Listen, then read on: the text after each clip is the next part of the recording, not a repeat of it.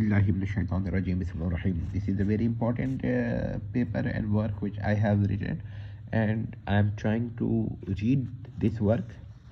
But while I am trying to read this work, I will put down my device so that I can read it properly. Ilah or Ilah is the standard work for all the type of deities and gods. It is generic and general, that it is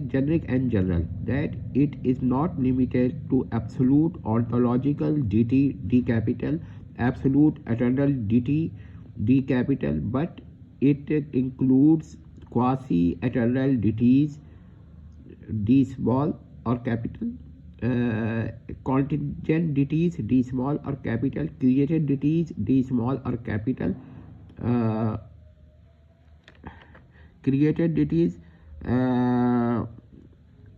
from necessary, it ranges from necessary beings to contingent beings, functional or active deities, even an object that is believed to be worshipable.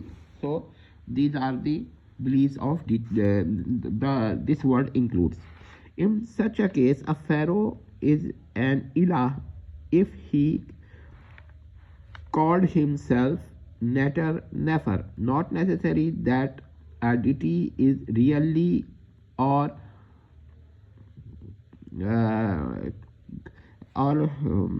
is really absolute, but even quasi absolute or none of the two. So if a deity is neither absolute, I mean pleromeric absolute or necessary absolute or fully absolute, but even a quasi absolute deity, or even if a deity is neither of these two types, neither quasi not fully, so he is still a deity. It can be termed a deity. In the term Neter Nefer, the term Nefer is either a quality of Neter, or along with Neter it denotes a category or a subdivision of Neter. These are the only two possibilities. In any case, its addition does not make the word Neter just a metaphor. This is why the Neter Nefer is a Neter. In Arabic, the quality Nefer can be added, but the base term is Neter.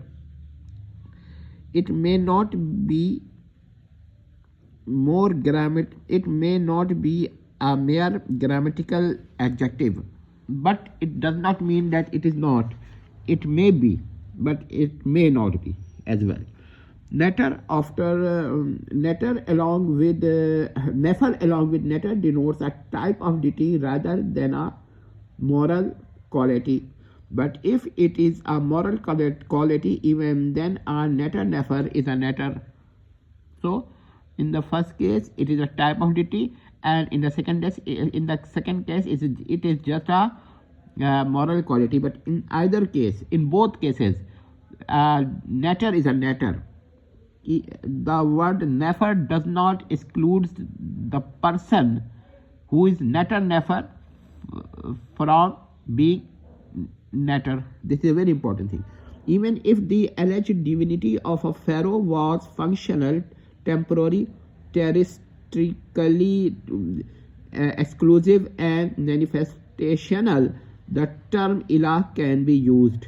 Even in the case that a pharaoh is supposed to be an embodiment of a heavenly god, this pharaoh, who is a terrestrial god, is still a deity. It may be noted a very important thing.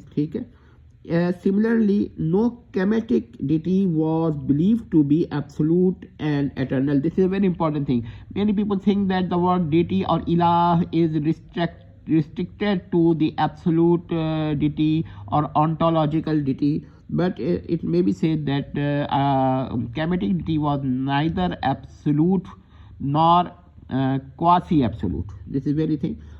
For example, atom emerged from chaos or Nu. Sun god Ra emerged from primordial forces or atom. It is very important thing that primordial forces were pre-exist the Pharaoh Ra, but the word ilah was applicable. They precede Pharaoh. They were quasi-ontological. Even then, the word ilah is applicable to them. Power of Pharaoh were believed to be derived from prior heavenly deities. He was believed to be he was believed to be assumed by some of the heavenly deities or one of them. His divinity was granted or sanctioned. Even then, the word ilah can be predicatable. There was no word in Arabic which could use for a particular type of deity, but the generic word so general which include all types of deities. You may see these pages which I have written. Well, I am not so good in speaking, so a better thing is to see this transcription, and somehow I will try to write its summary in a description, but at present I am not doing so. So I will read it again. There is no word in Arabic which could use for a particular type of deity, but the generic word so general which includes all type of deities, regardless of their natures and irrespective of their contradicting qualities, say absolute eternity, quasi eternity, emergence, or God by assumption, or union by a quasi eternal deity. So this is very important thing. The word God is still very general. In Arabic, the word ilah. Well, technically, it can be used for any deity.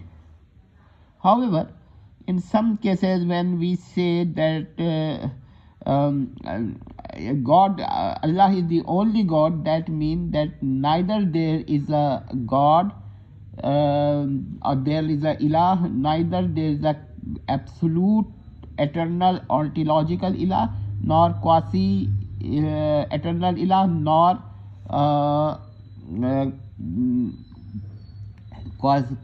quasi eternal ilah, not quasi ontological ilah. So this is very important thing, that God or Allah is the eternal God. But when we deny that there is no God except Allah, there is no ilah except Allah, then we deny all the types of God, and there are many types which are not worthy for the Supreme Being. But still there is no other type of ilah as well, as there is no type of ilah as the eternal ilah.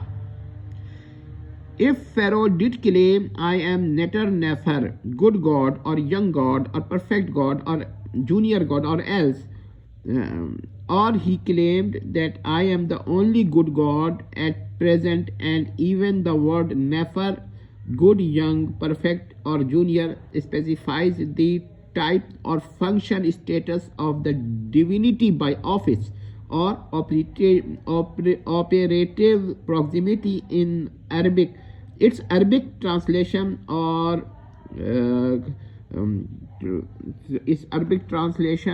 version is ilah. So for this may be noted that one may divide and say that this type of ilah, or that type of God, and that type of the Arabic word for all types was ilah.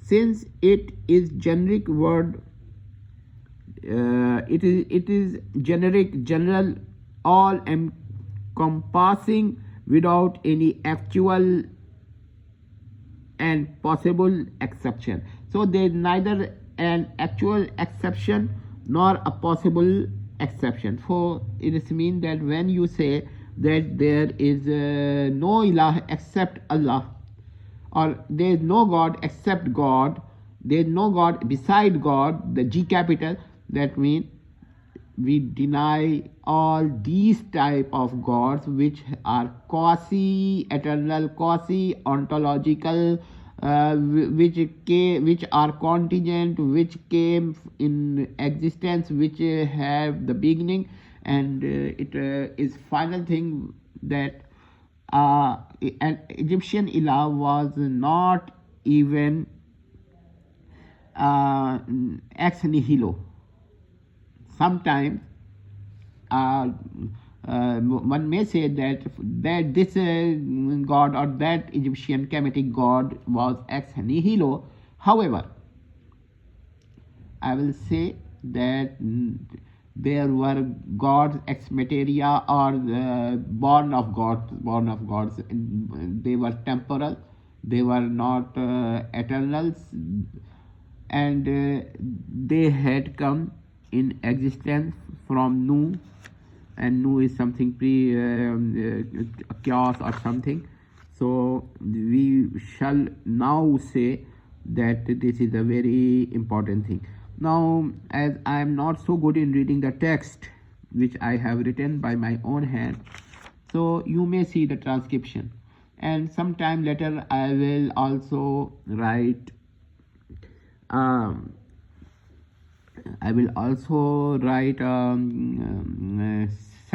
brief summary of what I say in the description. But unfortunately, there are only 5,000 characters which I am allowed.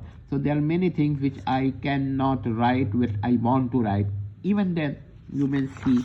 And if you want to read it, it is very clearly written, and you may see it what I have written. You may pause the video or make the video still, and or make the video to still and just read it by zooming it or magnifying it, and you will see that this is a very good thing. So why I am working? Because many people think that Pharaoh was not a god, but was acting in the office as a god. No, this is not the thing. A Pharaoh was acting as a god, but one who acts as a god is a god, not necessarily ontological, and the word ilah does not require an ontological god. If the word ilah had required an ontological god, then it may be noted that anything that implies shirk or causes shirk is a ilah. It may be noted, and now all the great scholars have explained it, that if you believe or hold a belief that being, a human being or an animal being or some angelic being or anything shares some incommunicable attribute of God, you have considered him or her as a god or a deity. Even you do not even worship that thing, you do not even use the word God for it. So it may be noted that Islamic terminology is far more general in case of God. So any god that is essential or bestowed, ontological or not ontological, it is denied when we say there is no god beside the supreme being. Hope that this might have clarified the confusion. Lastly, I will repeat that anyone who is assumed by any god has become god, he is defied somehow, and this is a god, this is a ilah in some sense, and this sense cannot be denied. You cannot say that, oh, it is an assumed thing, or it is working in the office, that mean office of a god, that mean he is not a ilah but acting as a ilah. Even then, if a thing can act as a ilah, you have caused shirk, you have believed in shirk, and this is a shirk. Okay, thanks.